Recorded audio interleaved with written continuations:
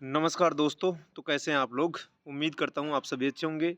आपका आप सभी का पॉलिटिकल साइंस अकेडमी में स्वागत है। और आज हम बात करेंगे जो ओल्ड पेपर है, नेट के ओल्ड पेपर हैं, उनके कुछ क्वेश्चंस हम लेकर आए हैं आपके लिए। तो वो क्वेश्चन कैसे-कैसे हैं, उनकी बात करते हैं।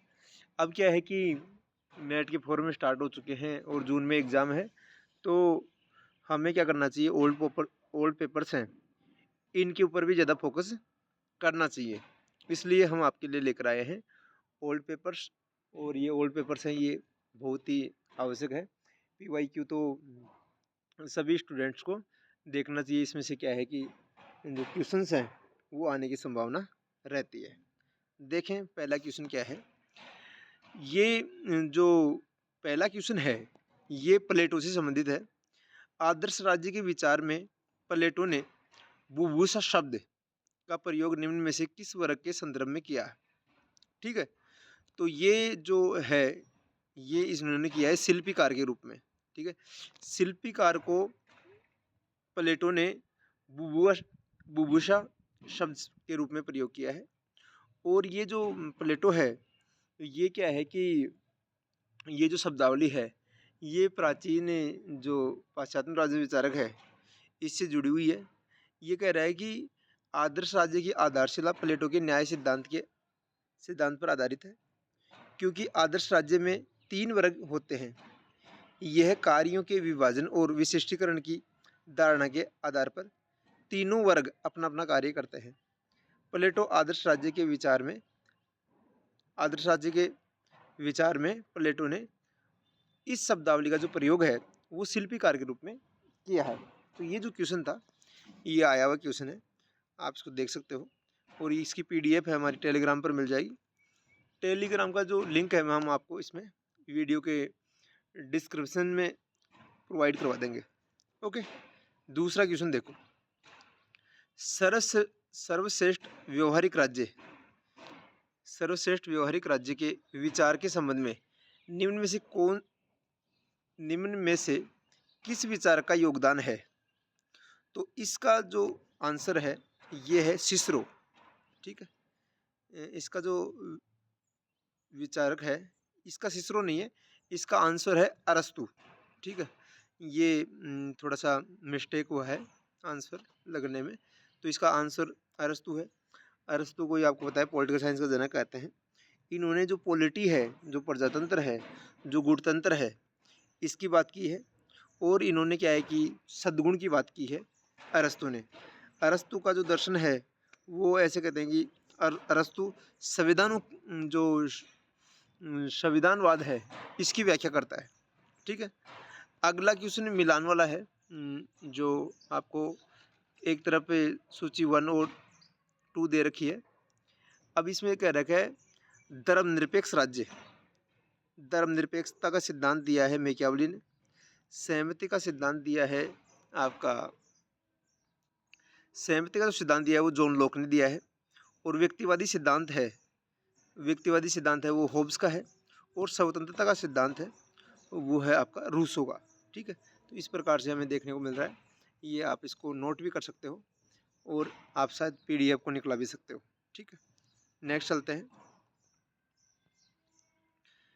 एक तरफ दे रखा है विचारक और एक तरफ दे रखी है उनके द्वारा दिए गए विचार। तो देखो, राजनीति के आध्यात्मिकरण की बात की है महात्मा गांधी ने। महात्मा गांधी ये कहता है कि धर्म के बिना राजनीति नहीं चल सकती। नवमानव का विचार एम.एन. रॉय ने दिया है। और गांव के पुनर्गठन का विचार दिया है जयप्रकाश नारायण ने। इतिहास के आध्यात्मिक निर्धारण का विचार ये डॉक्टर बी.आर. अम्बेडकर का नहीं है, इसलिए इसमें कथन डी है ये असंगत है, इसका मिलान सही नहीं है। बाकी जो तीनों हैं इनके मिलान सही है। ठीक है, टू ट्रेटीज ऑन सिविल गवर्नमेंट ये पुस्तक है जॉन लॉक की। जॉन लॉक ने किताब लिखी है और ये किताब 1690 में लिखी हुई है। जॉन लॉक को उदारवाद का जनक माना जाता है। और जॉन लॉक ने ये वेस्टर्न पॉलिटिकल थिंकर के विचारक हैं जिन्होंने इस बुक को लिखा है, जिसमें ये क्या कह रहा है कि ये फिल्मर की बात भी करता है इसमें।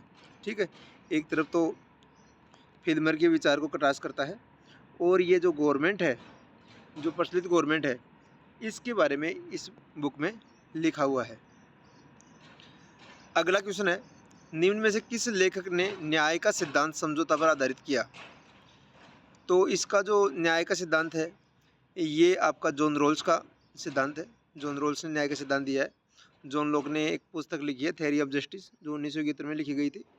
इन्होंने क्या है कि न्याय का सिद्धांत जो है वो समझौतावाद के ऊपर आधारित है, और जो ये क्या कहता है, न्याय के सिद्धांत को क्या है, शुद्ध प्रक्रिया के रूप में संज्ञा देते हैं। ठीक है, तो ये था जॉन रॉल्स, जिन्होंने न्याय के सिद्धांत की व्याख्या की है। न्याय का सिद्धांत को ये प्लेटो के बाद में ऐसा विचारक है जिन्होंने आधुनिक जो न्याय है उसकी व्याख्या की है। ओके, चलो नेक्स्ट है आपका कि कौन सा मिलान सही नहीं है। तो दो तलवारों का सिद्धांत है, वो जॉन ऑफ सेलेवरी ने दिया है। आगे चलकर एक्विनास भी इसको आगे बढ़ाते हैं। न्याय का वितरणात्मक सिद्धांत है, जॉन रॉल्स ने दिया है। अंतर्विरोध का सिद्धांत है, ये दिया है माओ ने। और नव मानवतावाद का सिद्धांत दिया है एम एन रॉय ने। यहाँ इसमें प्लेटो आंसर नहीं है, प्लेटो वाला असंगत है, तो इसमें डी आंसर हो जाएगा। डी आंसर है। और एम एन रॉय का देखो ऊपर भी आया हुआ है, ये देखो नव मानवतावाद का विचार एम एन रॉय। ठीक है, ये बी में देख लो आप, और यहाँ ये रिपीट हुआ है। नेक्स्ट चलते हैं, चर्च की सरकार इसके सदस्यों की सहमति पर आधारित है। तो चर्च की जो सरकार है, ये कोटेशन है, यदि ये कोटेशन जुड़ा हुआ है परिषदीय आंदोलन से जुड़ा हुआ है। ठीक है, और ये परिषदीय आंदोलन से जुड़ा हुआ है, और इसका जो ये जो परिषदीय आंदोलन है ये मध्यकाल का है, और ये चर्च की जो सत्ता है, चर्च की सत्ता को लेकर ये आंदोलन था। इसके जो दार्शनिक माने जाते हैं, इनके से जो समर्थक माने जाते हैं, उनका मेर्सिलियो दा पेडुआ के नाम से इसके दार्शनिक थे, जिन्होंने मध्यकाल में परिषदीय आंदोलन का विस्तार किया था, उसकी व्याख्या की थी।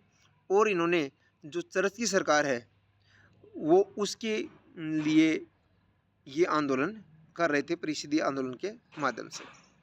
ओके, नेक्स्ट क्वेश्चन है आपका, हीगल के अनुसार वर्तमान ऐतिहासिक विकास क्रम में केवल सैद्धांतिक राजतंत्र की विवेकपूर्ण शासन प्रणाली है। हीगल के अनुसार वर्तमान ऐतिहासिक विकास क्रम में केवल संवैधानिक राजतंत्र ही विवेकपूर्ण शासन प्रणाली है। ठीक है, ये तो है अभिकथन। कारण इसका देखो, कारण इसका है कि जो ये क्या कह रहा है कारण में, परंतु जर्मन स्वभाव के लिए निरंकुश राजतंत्र एकमात्र उपाय है। तो इसके बारे में ये कह सकते हैं कि जो हीगल है, हीगल ने क्या है, विश्व आत्मा का सिद्धांत दिया है, और ये क्या करता है कि जो सतत गतिशीलता है उसकी बात करते हैं। और इनका जो इन्होंने ये जो कहा है कि जो जर्मन स्वभाव है वो एकमात्र अनुकूल व्यवस्था है, इसलिए इसका आंसर आएगा एक। इसलिए ए और जो आर है, ए आर की व्याख्या कर रहा है, और इसका जो आंसर है वो हमें देखने को मिलता है एक। और ये जो संवैधानिक राजतंत्र है इसकी बात की है हीगल ने। ओके, तो ये जो हीगल का मानना है कि वर्तमान में ऐतिहासिक विकास क्रम में केवल संवैधानिक राजतंत्र की विवेकपूर्ण शासन प्रणाली है, जबकि जर्मन स्वभाव के लिए निरंकुश राजतंत्र इसका अनुकूल था। ओके, और नेक्स्ट क्वेश्चन में चलते हैं हम। नेक्स्ट क्वेश्चन है हमारा, ये एक पुस्तक का नाम पूछा है। ये किसने कहा कि कौन क्या कब और कैसे प्राप्त करता है। ये राजनीति का विषय है, और ये जो बुक है ये लासवेल की बुक है। और लासवेल ने शक्ति के बारे में और सरकार और शक्ति की व्याख्या करते हुए इन्होंने कहा कि जो शक्ति कौन, जो पॉलिटिक्स में, राजनीति में शक्ति कौन कैसे प्राप्त करता है, और जो शक्ति का जो सिद्धांत है बस कैसे कार्य करता है, इसके बारे में जो जॉन रॉल्स है, ये जो लासवेल है, लासवेल ने शक्ति के सिद्धांत की व्याख्या की है। तो ये 10 क्वेश्चन हमने देखे हैं, आगे भी हमें इसके क्वेश्चन लाते रहेंगे। छोटे छोटे वीडियो के माध्यम से हम आपका ये नॉलेज है ये बढ़ाते रहेंगे। इस कि वीडियो से संबंधित कोई भी आपका डाउट हो तो आप कमेंट सेक्शन में बताएं, और हम लगातार पॉलिटिकल साइंस नेट जेआरएफ के लिए ये हम छोटा सा प्रयास कर रहे हैं इस चैनल के माध्यम से। और कोई आपके सजेशन है तो स्वागत है। नमस्कार, धन्यवाद। मिलते हैं नेक्स्ट वीडियो में।